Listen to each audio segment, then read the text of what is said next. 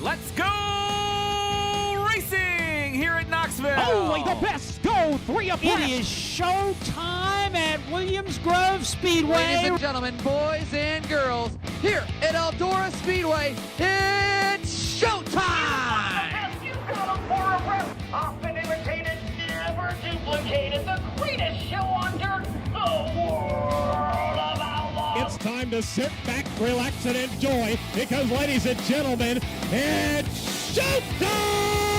Set to do battle for 30 laps. The green flag is waving.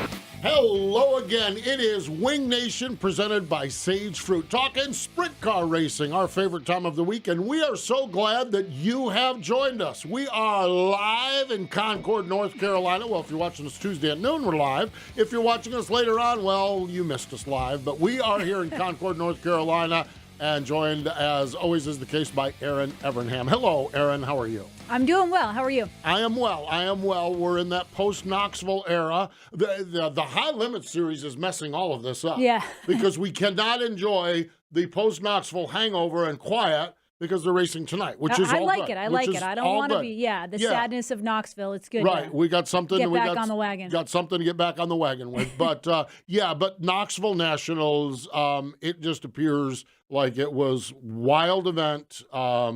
Incredible race for Kyle Larson. Not necessarily a great race for everybody to watch. It was fine. I love excellence. Yeah, there was still a ton of action within the field. Within the field, there was a lot of action. Gravel coming from the back to the front. But, boy, what a day for Kyle Larson. Man, oh, man. I mean, what a day for him. He was on stun. Yeah, and it looks easy. Yeah, he makes it look easy. And we're going to talk to Kyle today. And I think that's the coolest part about we have had so many neat things with Wing Nation, and I've thought about this a lot. Our relationship with Kyle Larson is one of my favorite things. Yeah. We talked to him when he was a kid that won the Trophy Cup. Kendra and I talked to him, and we have been talking to him ever since. Yeah. In 2020, when he was in Sprint Car Land and not in NASCAR Land, we were one of the only outlets that had regular conversations with him. We respected where he was at and everything. And when Craig reaches out, we don't wear these people out. Yeah. But when Craig reaches out, they're like, yeah, let's see if we can schedule it. And here we are. We're talking. Yeah, we're talking to a NASCAR, an IndyCar, late model, modified. The one time we were doing 2 years ago in 2021 after he won the Nationals. He texts back and he says, are you doing the show live at MRN or doing the show at MRN? We were doing it at 2 o'clock Monday, the TV show. He says, are you doing it at MRN at 2 o'clock? And Craig sends back and says, yes. He says, well, I've got a competition meeting at Hendrick. I'm going to be driving right by there. Why don't I just drop by the studio? And it's like, drop by the studio. I mean, and I just enjoy the conversations we've had over the years with Kyle, and we're going to have another good one today. Yeah. And I'm still honored that he got my autograph when he was just a little one. He did get an autograph from Erin Evernham. Yeah, exactly. Yeah, exactly. So, and it's what inspired him to do what he's doing now. Yeah. The Aaron Crocker at the time autograph inspired him to the great things he's doing now. Sure. He won it in 2021, one of 8 drivers to win it. It was a flag-to-flag win. That's only the second Nationals that have been a flag-to-flag win. Donnie Schatz did it one time. Yep. Imagine that. Yeah, shocker. Yeah. But fascinating stuff. Gravel 22nd to 2nd. Great stuff. David is our guest on our television program this week. You were filling in for Ashley, so you and I talked. We've already done it. We've already recorded it. We've already talked to David. Donnie Schatz 3rd to 3rd, so it was a solid day for Donnie. Yep. And then I love this one. We talked to this guy a week or so back, Chase Randall, rookie of the race. That Wednesday prelim night with him and Donnie. That was awesome. Man. You know, I almost wore his shirt today, and then I got busy. I'd take Kate to ride her ponies. Because I'd sitting on my dresser. I was going to wear it today. Oh, yeah, because he was all around Knoxville wearing the Wing Nation exactly, up here. Yeah, and I'm kind of mad I didn't get time to swap it out. And do that, yeah. I just think it's so neat. We've talked so much about this in the sport, the young talent, the who's going to fill their shoes when Donnie decides he's had enough. And face it, Brad's become one of the veterans now. He doesn't seem to have slowed down at all. But it's like, well, there's the Chase Randalls of the world and people like that that are just like, let me have a shot at it. Put me in, coach. Yeah, I'm I ready. mean, we all worried when Steve Kinzer was retiring. Well, Remember that? My God, we're doing Wing Nation and we were losing Steve and Sammy was down. Well, Sammy's still about the same schedule. This shows up and wins a couple times a year. Yeah. And we're like, sport's never going to be the same. Yeah. There's no way this is going to happen.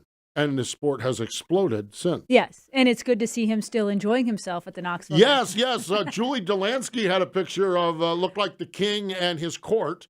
But of course, you could argue who was the king. Was it Craig Kinzer? Was it Craig Delansky? Was it T-Mac was in there. Jack Hodenshield. Jack Hodenshield was there. It was a crowd. Jason Sides was there. TK was there. It was probably Jason Sides as the king in his court is what it boils down to. The stories they could tell. Because they were probably partaking. No, they were not probably partaking. They all had one in their hand. I was just going to say it was they pretty were obvious partaking. in the photo. So actually, and it was probably at the Sides Bar and Grill. So maybe Jason was the king. Yeah. It's the king in his court. But I just... I love that photo. I do too. That photo is just like, oh my gosh, that is so good. Yeah, that's my era royalty. That is really, really good. Yeah. So good times. And yes, oh, by the way, somebody tweeted on Sunday morning, the Sides Bar and Grill remains undefeated. My understanding is, and those of you that were there probably know more than this, it was epic and there was incidents that will go on forever and ever. Including windshields exploded out of cars and some kind of a police vehicle incident. So we're still trying to track this down. But the Sides Bar and Grill is undefeated. Yeah. No surprise there. No really. Surprise there. No. And that's one that's one of those places too. I mean, and I know we all love the Dingus and we all love this and we all love that. But I'm telling you, the Sides Bar and Grill as many years has led every lap at Knoxville. They have led every lap at Knoxville. Especially after 12 a.m. Ooh, man, oh, man. The problem is the Sides Bar and Grill sometimes will impact your ability to go to Dingus again because if you're going to choose, you're choosing the Sides Bar and Grill. Dingus is, and I love Dingus, and this is no offense to you, AJ. Laws are you got to shut down at 1 o'clock. You're a warm-up band, you know? I mean, and it's great. It is fun. Fun stuff out of Knoxville, and we hope, everybody that was out there, y'all enjoyed it. This is our high holy days of sprint car. We have something with the Knoxville Nationals that is really special. Yeah. We have something that every form of sports, not motorsports, every form of sports wishes they have. And there's a lot of great events, and a lot of sports have them, but they all are trying to create things. We have our very own in the sprint car world, the Knoxville Nationals, and there are a whole lot of eyes from a whole lot of other sports, not just racing, sports, that are looking at this thing and saying, man, what have they got going on out there? For us, yes. Yeah, you couldn't get a pit pass. Right. When Knoxville is not only sold out in the grandstands, but you can no longer get a pit pass. Yes, exactly. That's saying a lot. So my point is not to brag. I mean, it is to brag a little bit, but enjoy. Yeah. Enjoy what we have with the Knoxville Nationals. Yeah, I remember going there 20 years ago, and certainly the biggest race of the year, but that backstretch grandstands would be maybe half full. Oh, like my it God. Was, you couldn't squeeze another person in there. Now. They're hanging out of the Hall of Fame. They're hanging out of the roof of the Hall of Fame. It's like, it's nuts. So good stuff. So great stuff. That's for sure. There was other racing, other winners. Well, there's only one other winner. This year it's all Freddie Raymer. Freddie won a Friday night at Big Diamond, Saturday night at the fabulous Lincoln Speedway, his 11th win of the season. You and I were talking yesterday on the program, and somebody tweeted about this. A Raymer dominating at Lincoln. We've not seen this before. Yeah, it's Freddie. But this is he's starting to show signs of his old man. His old man had those years. His old man had those years where he would just and Freddie's gotten to the point now where he's got enough people hacked off at him too. They're just like the old man too. I mean, there's a little controversy. He seems a little quieter about his controversy. He's a little quieter off the racetrack, but he's hammered. I wonder out. why. I mean, maybe growing up he watched. Well, he probably couldn't get a word in edgewise. I mean, it's like but I just.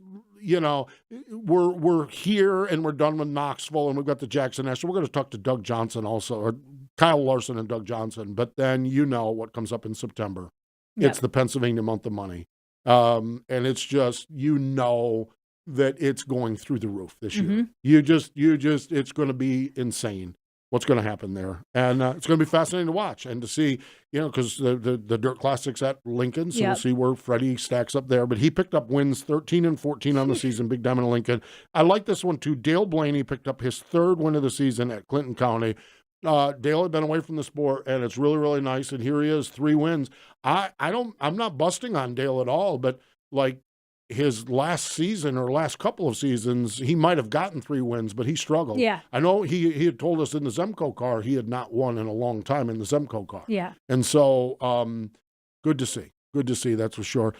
Speaking of Zemco car, silly season. Oh, these are Hefner Racing product hot topics, by the way. It appears that Hunter Schoenberg is going to be in the Zemco car for the port races. Good for them, good for him. As Logan has moved over to the 69K. And then just announced yesterday, Tanner Holmes is in the Shark Racing 1A for Jacob Allen for the rest of the season as Jacob takes some time off. I don't remember a silly season anywhere like this in the sprint car world ever. You know, like this is like old school NASCAR Yes, exactly. silly season. Yes, absolutely. Justin Fiedler says, I'm tired of changes. I'm tired of driver changes. Okay, we got to get to this quick because we got Kyle Larson coming up. HRP Wings, the original recessed rivet wing manufacturer, use wind tunnel and on-track performance testing to outpace industry in design, innovation, and functionality. You can find out more at www.hrpracing.com. That's hrpracing.com. We're going to the Sage Fruit Hotline. Kyle Larson joins us next. The Outlaws are headed back to the Pacific Northwest. Join us for 3 action-packed nights of racing August 31st, September 1st and 2nd at Skagit Speedway when the World of Outlaw NOS Energy Drink Sprint Cars return for the Sage Fruit Skagit Nationals. Kickoff for the Sage Fruit Skagit Nationals begins Wednesday, August 30th with a pre-race party, live band, Sage Fruit apple giveaways, and more. Then catch Donnie Schatz and the rest of the World of Outlaws as they take on Washington's best sprint car drivers Thursday, Friday, and Saturday nights. Details at SkagitSpeedway.com. The National Sprint Car Hall of Fame and Museum's newest exhibit will be our track tribute to Williams Grove Speedway inside the museum's main floor from April 3rd through October 2nd this year.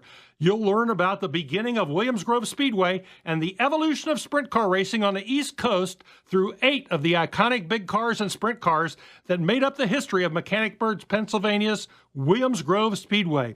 Plus, you'll see videos of historic National Open sprint car races and other racing events that put Williams Grove on the map. That's the track tribute to Williams Grove Speedway, featured April 3rd through October 2nd at the only museum in the world solely dedicated to sprint car racing, the National Sprint Car Hall of Fame and Museum in Knoxville, Iowa.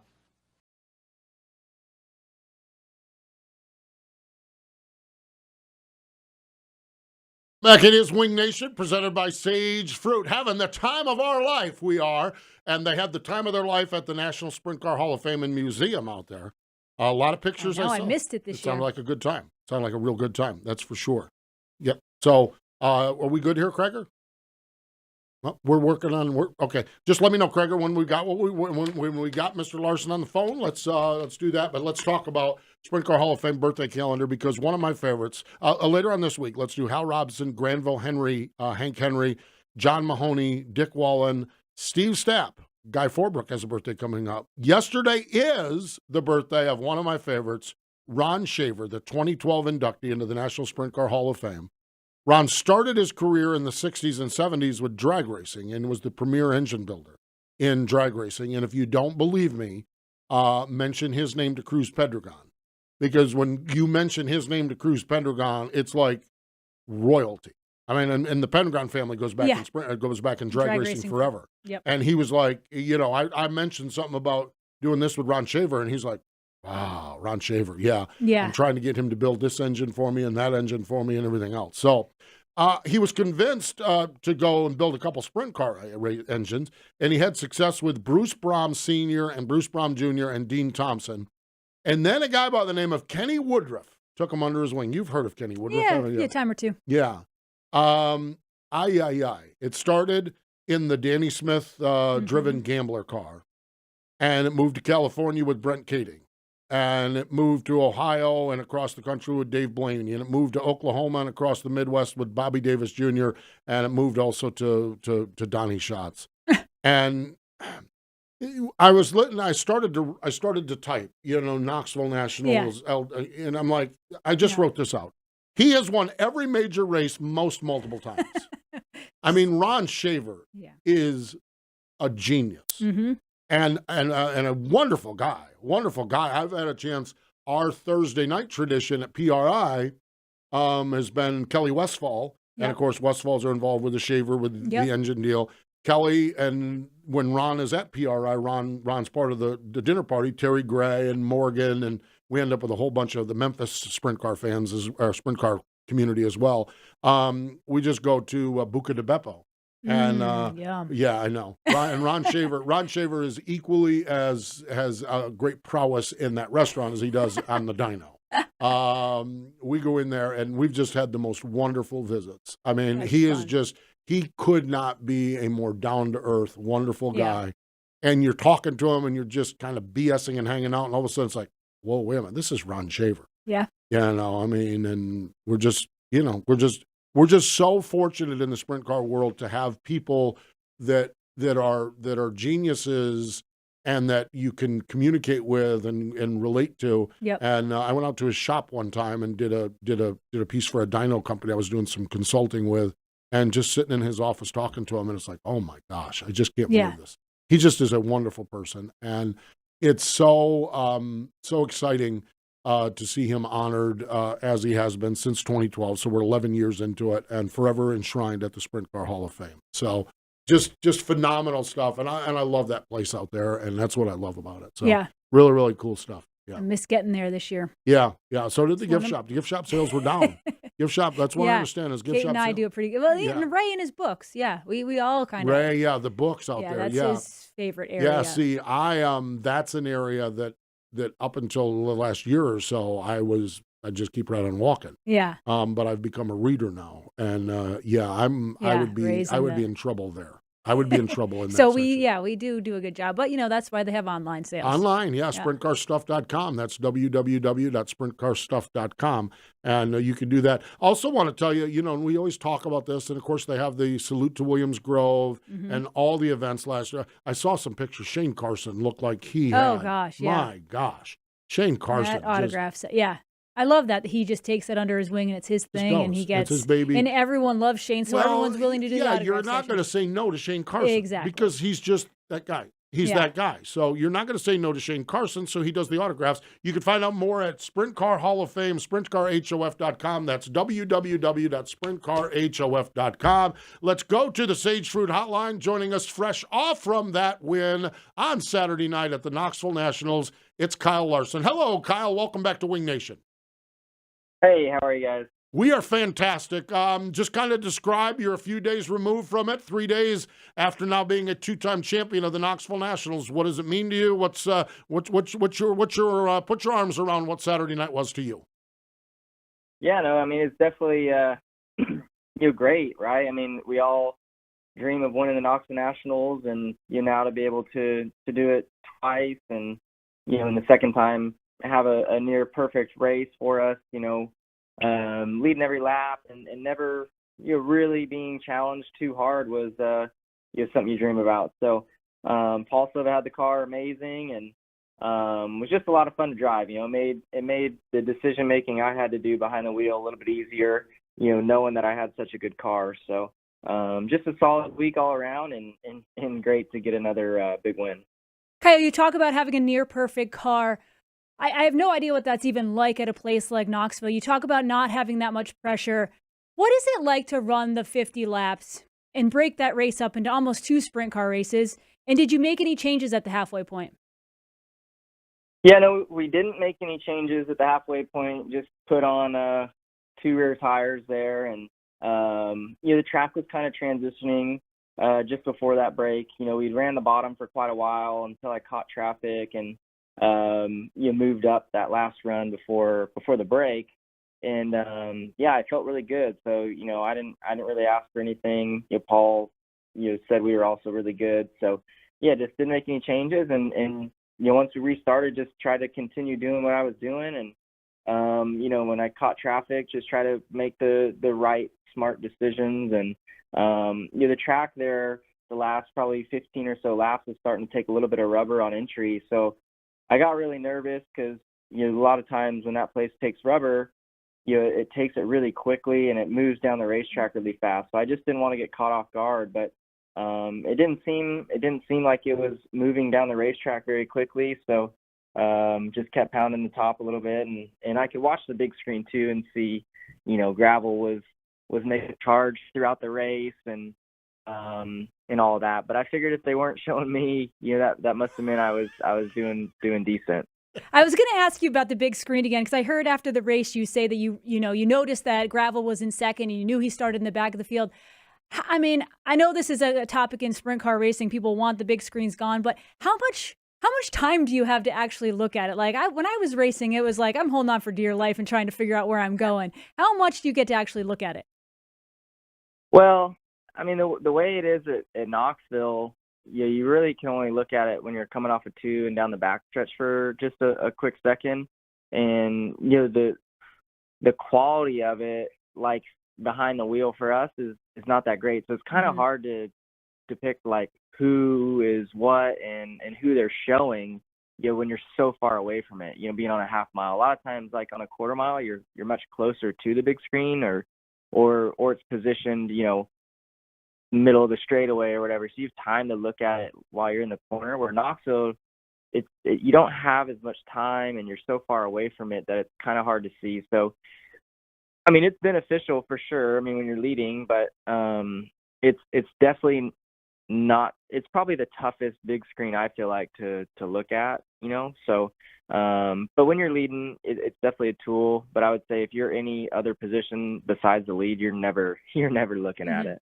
Gravel needs to get rid of that bright orange Huset's, because that's how you can identify that race car, I'm sure, on the wing of that thing. So fantastic stuff. Kyle, you've gone out there and you've struggled on prelim nights. You've gone out there and you've succeeded on prelim nights. You succeeded this time. How does that impact just beyond your confidence to some degree, but with the rest of your life, how does that impact the Nationals as well, knowing that you're locked in pretty good shape?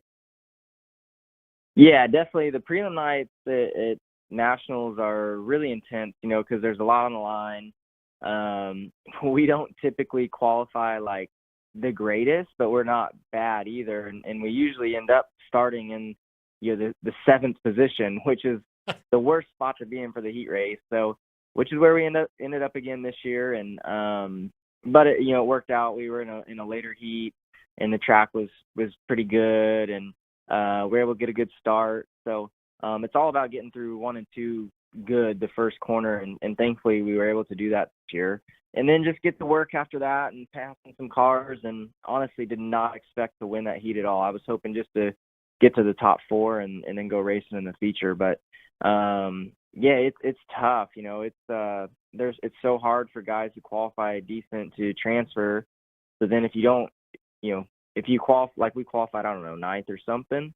Like if we wouldn't have transferred, I would have started like 6th or 7th in the B main, and that would have been hard to get to top 4. And then if you do get to top 4, then you're starting deep in the feature and got to pass all those cars to make points. So transferring is really important, and if you can just do that, you can have a pretty good, feature and be lined up somewhere in the front couple rows for Saturday night. So that's just kind of how it worked out for us, and we had a good car really all weekend, which makes the job a little bit easier as well. Kyle, you said sometime after the race that this is one of your favorite weeks of the year, and being such a passionate sprint car fan myself, it's really cool to hear that with all the other things you have going on between NASCAR, now IndyCar, your late models. What is it that sets Knoxville apart from all those other amazing events you get to be a part of? Yeah, I mean, the Knoxville staff does such a great job. They grow that event each and every year for the experience of the event. It gets better and better every year, and I mean, I get to go to a lot of big events, some of the biggest events in the world, and I think what Knoxville is able to do with probably a miniature budget compared to a lot of those big races is spectacular. So it's got the small town feel. Everybody is there, all your friends are there, a lot of your family's there. You get to hang out all week, like nothing's in a rush. You're not ever driving anywhere. You're just hanging around town, and the town kind of revolves around the Knoxville Nationals. So it's just super fun, and the racetrack is always amazing. The track prep crew there does the best job in the country. And yeah, I mean, too, it is the biggest race for sprint cars all year long. So you get excited about that no matter what. And yeah, it's just all around good. They like I said, they find a way to make it better every year. This year the press conference stuff, having the fans involved, getting music going, all the fancy lights and stuff. The 4 wide salutes was much cooler this year than years past. And yeah, they just do the best job, and it makes a great experience for the fans as well as all the competitors. That is awesome. That really, truly is. Now, you talked about all the family being there. Okay, a week ago tonight, your son Owen at English Creek became a nationals champion. How much pressure did he put on you then to go and win your nationals, because he won his on Tuesday night? Yeah. No, it's that was cool getting to go to English Creek and see him do a good job there. He got to race, in his buddy's kart, Braxton Flat.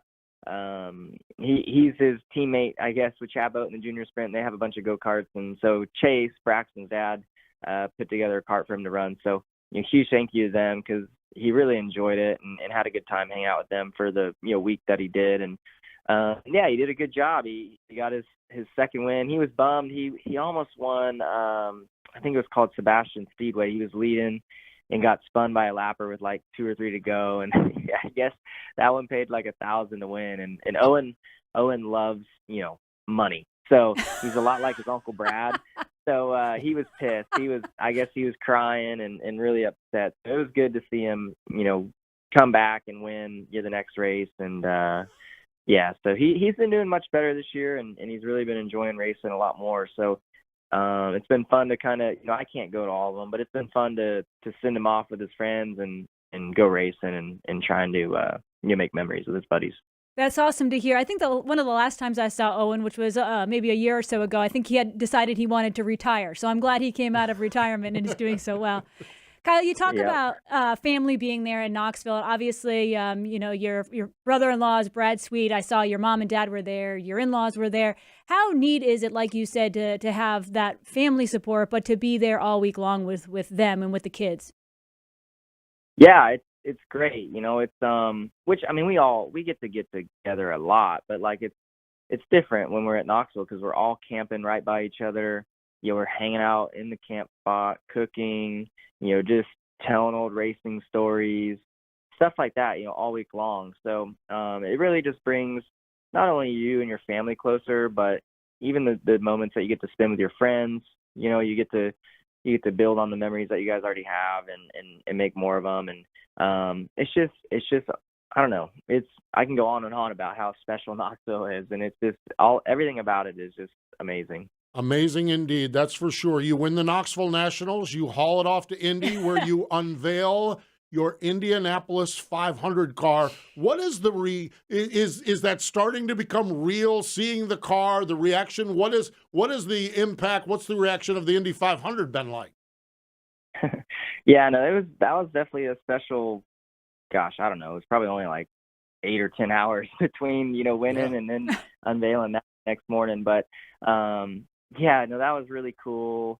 Being in Indianapolis and getting to showcase the car both cars that I'll be racing that day next May, the Indy car and the Cup cars. So that was really special. And I don't know, it's honestly, it's still like, sure, it's more real. I think all the things that little things that I get to do here and there, like, makes it seem more real, but it still hasn't set in 100% that I'm competing in the Indianapolis 500 next year. Like, even standing next to the car, like, I don't know, it just doesn't seem real. Like, it seems, it's just unbelievable. Like, it's something that I've wanted to do for a long time and didn't ever know if it would actually happen. And then it's now in front of me. It just doesn't seem real yet. But I think, I'm supposed to test in October. And I think as I get closer to that, that's when it's really going to set in. And as I'm strapping up and getting in the car, I think that's when the nerves are really going to hit me, and it's definitely going to be real. So I'm looking forward to that, and then you're just trying to learn as much as possible, and try and have a good May. Final question for you. I'm assuming you're somewhere near Houston Speedway or at Houston Speedway. High limits tonight, $23,023 to win. How are things with high limits and your prospects tonight to go maybe cash another big check? Yeah, no, high limit's been great this year. I think it's been successful from our end, obviously, and then also, I think the fans have really enjoyed it. I think, I think they've really enjoyed the midweek stuff, whether that's, us being able to bring our series to a track close to them to come watch in person, or even, there's nothing else really to watch on online or on TV this time of year. So, a lot of fans have been able to tune in to Flow Racing and watch our events. We've definitely put a big emphasis on, ending the events at a timely in a timely manner, and I think the fans have enjoyed that. The pit areas have been packed after the race, so I do think it's been a great fan experience, and that was probably the most important piece for me with this series, was just making it a fun fan event, getting it done at a timely manner, and getting the kids home really at a not super late hours. So I've enjoyed it. We've gone to a lot of great racetracks too. Have had a lot of exciting races, and that's also important as well. So it's been a lot of fun. It's been a lot of work. I think less work for me than probably for Brad or JP or everybody who helps. But I think the hard work's been paying off. I think we've done a good job building our brand, and look forward to whatever is ahead. There we go. That sounds good. Whatever's ahead is Houston's tonight. Folks, you can follow along and watch on Flow Racing. Make sure you have that, that's for sure. Kyle, always a pleasure to catch up with you. Thanks for the time, and wish you success tonight and on throughout the balance of the season. But thanks for joining us on Wing Nation. Yeah, thank you, guys. There we go. Kyle Larson joining us here on the program. Stay with us. More Wing Nation in just a moment. The Outlaws are headed back to the Pacific Northwest. Join us for 3 action-packed nights of racing August 31st, September 1st and 2nd at Skagit Speedway, when the World of Outlaw NOS Energy Drink Sprint Cars return for the Sage Fruit Skagit Nationals. Kickoff for the Sage Fruit Skagit Nationals begins Wednesday, August 30th with a pre-race party, live band, Sage Fruit apple giveaways, and more. Then catch Donnie Schatz and the rest of the World of Outlaws as they take on Washington's best sprint car drivers Thursday, Friday, and Saturday nights. Details at SkagitSpeedway.com. The National Sprint Car Hall of Fame and Museum's newest exhibit will be our track tribute to Williams Grove Speedway inside the museum's main floor from April 3rd through October 2nd this year. You'll learn about the beginning of Williams Grove Speedway and the evolution of sprint car racing on the East Coast through 8 of the iconic big cars and sprint cars that made up the history of Mechanicsburg, Pennsylvania's Williams Grove Speedway. Plus, you'll see videos of historic National Open sprint car races and other racing events that put Williams Grove on the map. That's the track tribute to Williams Grove Speedway, featured April 3rd through October 2nd at the only museum in the world solely dedicated to sprint car racing, the National Sprint Car Hall of Fame and Museum in Knoxville, Iowa. Man, oh man, we are locked in. Great guys with Kyle Larson, and now joining us is a guy that has nothing going on in his life right now other than talking to us, and we do appreciate Doug Johnson joining us from up at Jackson Motorplex. Of course, Houston's as well. We just talked a little bit about that. Hello, Doug. How are you? I'm good, guys. How are you? We are well. Okay, Doug, so you guys plan this Jackson Nationals. You're coming up, and Todd says, let's throw a Houston's in front of it. Like, were you excited, or did you want to strangle the boss with that one? No, actually, we talked about it, and the reason we did this, and we talked with the World of Outlaws before we scheduled this race, was to really help our Jackson Nationals car count and our fan base. Sure. And that's the reason we did this in the first place. Last year, the High Limit Series, they went to Indiana or wherever out there after the Nationals, and those guys that, were racing with it, they're not going to probably come back and race the Jackson Nationals unless they're racing for points with the Outlaws and that type of thing. So we all along, had talked about this, and collaboratively we met and talked and kind of agreed upon, this date, and keeping all the cars and the fans in the area was our ultimate goal, to have this race here at Houston on Tuesday night. And like I said, the ultimate goal was to try and help the Jackson Nationals and boost our car count and our fan base. So, we'll see come Saturday if it worked or not, but that was kind of the plan all along.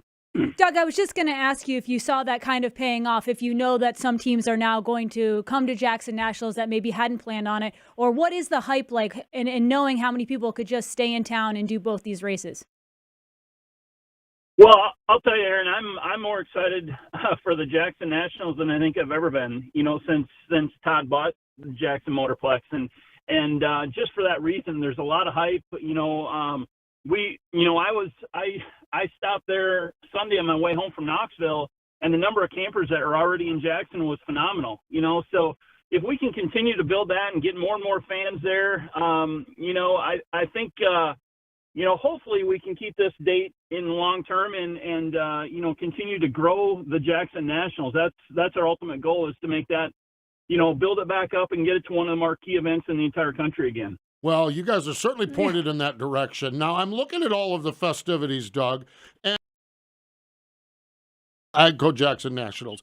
I'm listening to there's Jackson Day Block Party. There's the Downtown Festival. I see something with a Jackson Community Bicycle Ride, and I lay all these out to talk about you guys in the community there. It appears to me that you guys maybe more so than in Knoxville. We understand it's all integrated there, but you guys have really, really turned this into a community event as well. Absolutely, and kudos to the Jackson Chamber, and we've actually have a Jackson Nationals committee with a group of race fans that, got together here probably a year and a half or so ago, and they came to me and said, hey, what can we do to help keep people in Jackson and give them more things to do during the day and leading up to the racing at night. And there's a group of about 6 to 8 people that have really kind of put their heads together, have a lot of great ideas, and it's finally coming to fruition now this year, where we're seeing a lot of these different events happening around town, and give people something to do and spend their time in town or in Jackson. And, that's kind of what it's all about. It's a big event, and, the community is definitely behind it this year, more so than any other year that we've had the races there. So that's really encouraging and great to see. And, I can't wait to get things started tomorrow. Doug, we just talked with Kyle Larson about his big win this past week, but one of the things he talked about why he loved Knoxville so much was because of all the activities in town and what Knoxville has done, and it's exactly what you're doing.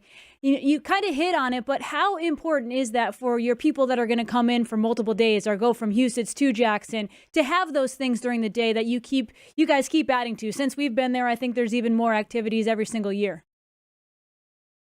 Yeah, and I think that's a huge part of it, Erin, is just the fan experience, is giving those people something to do so, they don't sit around and get bored at their camper or whatever. And, it's just, it's an event. And that's what, you go to these even non-racing related events, and there's just always something going on, something to do, whether it's a concert or a town festival or anything like that. It's just a matter of giving the fans different options and different things to do and be able to spend their time and enjoy it and make them want to come back. That, I think, is the biggest thing. It's like, the biggest thing I hear from Knoxville is, the racing was okay, but damn, we had fun, during the day hanging out with family and friends. And that's what it's all about, at the end of the day is enjoy those times together. And, just hopefully we can continue to build this and we're never going to be a Knoxville Nationals, but just to give the fans that type of experience is key, I think, in being able to make these type of events happen and be successful. Yeah, no doubt. It really, truly is.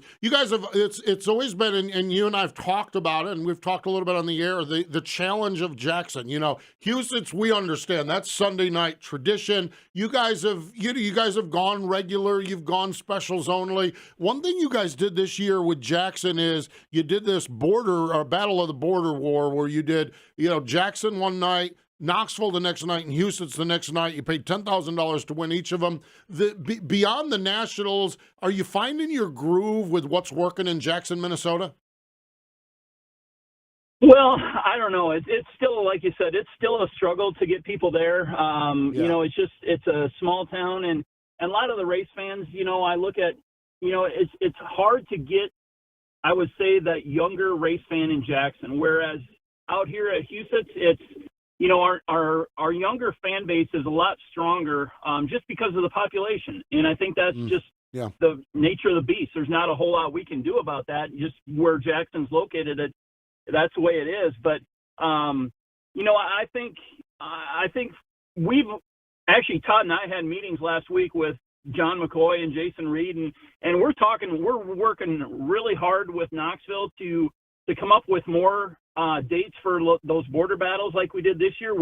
I can tell you right now, we're planning on at least 2 different weekends next year doing that, if not 3. So, you know, we're working with Knoxville very close to, you know, trying to enhance our 410 sprint cars, you know, in the immediate area here in the upper Midwest. And, you know, I think that's key is that we all work together to try and make that happen. But, you know, we had really good meetings last week, and I think there's definitely some positive that came out of that. And moving forward, I think, you know, you'll see that in our schedule here, you know, real soon when we get ready to release that for 2024.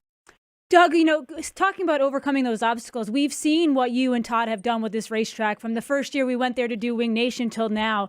You know, even having to overcome those things, you have to be happy with the growth. I mean, the growth that we saw from the first year, whether it was the fans in the stands, the people that came to watch our show, the competitors, the campers, there has been some serious growth since you started this event, or started it back up, I should say. Oh, yeah, absolutely. You know, and that's the tough part is, you know, we changed the date here a few years ago. You know, we were originally in June, and then now we moved it to the week we are this year, or the week after the Nationals. This will be the 3rd year in a row now that it's been the week after the Nationals, and we've kind of seen that. It takes 3 years really to build a solid event, to get your fan base, to get your car count back up. And, you know, hopefully with this being the 3rd year of the Jackson Nationals in August, again, that we can, you know, continue to see that growth, and hopefully that will continue. You know, so it just takes time. You know, Rome wasn't built in a day, and this doesn't happen overnight, but it definitely takes time to build these events. And, you know, hopefully we're on the right track of continuing to see that growth continue to see that growth. No doubt. It is cool stuff. It really, truly is. I saw the entry list for tonight's High Limit Series, and I saw a young man by the name of Caleb Johnson on that list. How's your boys' racing going? Oh, he ran his first 410 Nationals this past week, and that was, I think, deemed a success. You know, he's had his ups and downs this year. Had some motor issues early in the year. I think they've got them figured out, and you know, right now I think he's got his confidence back, and that's been the main thing. Is just he's been beat down because of, you know, just little things that have happened, whether it's, you know, crash while, you know, racing at Huset's and having a blown motor, but that's part of racing, you know. And he went through last year and really didn't have any of those issues. So it's, you know, it's just a learning curve to learn how to deal with that and make the best of it. But, you know, I think things are looking up for him. And like I said, he had a really good 360 Nationals and really strong competitive 410 week. So, yeah, he's looking forward to this week. A lot of racing coming up, but, you know, he'll be all right. Yeah, it's the nature of the beast. It is a brutal business, that's for sure. My final question, well, I have 2 more. My next to last question is the penalty box stocked and ready? Well, I think so. Beth has done a really good job with that, and Beth Mulso runs our penalty box there over in Jackson, and I talked to her on the phone last night, so I think she's ready to go. You know, we're getting some of Rico's El Bandito or Yankee El Bandito tequila stocked in it, so you might have to look out. You never know what'll happen with that. Oh, my God. You have got some great stuff there. That's for sure, folks. If you're going, the penalty box is the place to be. And finally, ticket sales, where can folks get tickets for the AGCO Jackson Nationals? You can actually buy them online at jacksonmotorplex.com. We still got 3-day packages available to get all 3 days at a discount.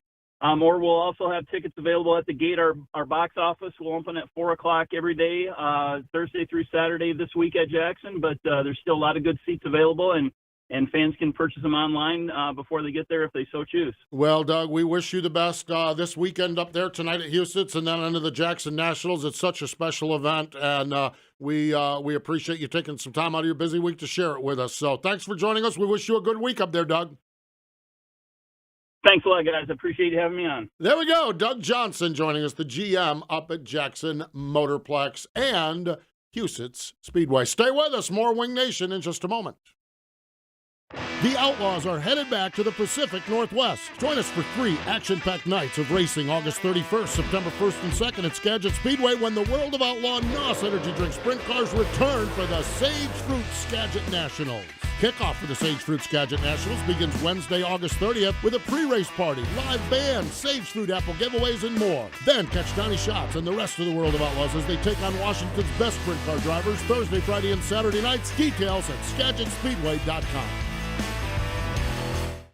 Welcome back. It is Wing Nation. Always appreciate the time with Doug Johnson. Just one of the great guys. Yep. I mean, I have enjoyed that friendship. We missed it. I think this might be our first year we missed breakfast in Daytona. We always do breakfast in Daytona in February, and he was zigging when I was zagging. He was headed out of town. With our NASCAR schedule being so short now, we don't have the weekend before. But I always enjoy the time with Doug. And going back, Erin, we talked at the top of the show about Kyle Larson coming on Wing Nation, and he is just phenomenal. He really is. I mean, in all the success, he's still so humble and passionate and loves the experience of it all. It's not even about, the race. It was about the week with his family and talking about his son. And gosh, I just loved catching up with him. Really is good stuff. And speaking of good stuff, we've got a lot of good stuff on the calendar. Tonight, Houston Speedway, 40 cars entered, which is a great field of cars. And I was thinking about what Doug said. And when you take, and I'm not committing anybody to the Jackson Nationals, but when you think of guys like a Justin Peck that's running the high limits, he will, my guess is, probably stick around. Where are you going from there? You got a $25,000 win race.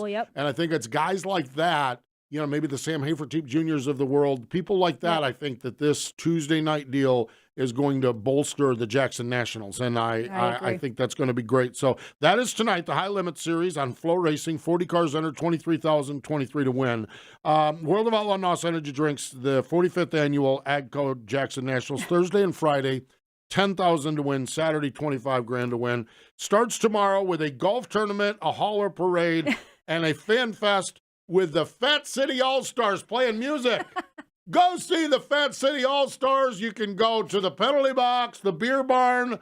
My gosh, they've got it all. Thursday, Jackson Block Days. The pancake feed. Man, I'll tell you what, you should have seen this one over here. Erin, she was flicking pancakes. She had them babies 40 feet in the air. Yeah, and I even got Ashley doing it the next year. Yeah, and then Ashley was doing it. Yes, exactly. The Jackson Motorplex Hall of Fame 5K Fun Run. I don't know if I missed that, if they still go up Ashley Street. Yeah, there's a road right outside of there that they went, and my memories of that is Ashley Street was just the longest hill ever. Who made that road, let alone made it part of a run? And my other memory on that is I'm dying. I'm getting started. I'm just about to the end of Ashley Street, and here comes Darren Pittman just whoom, going up Ashley Street. And I'm like, dude, did you even go down and complete the course?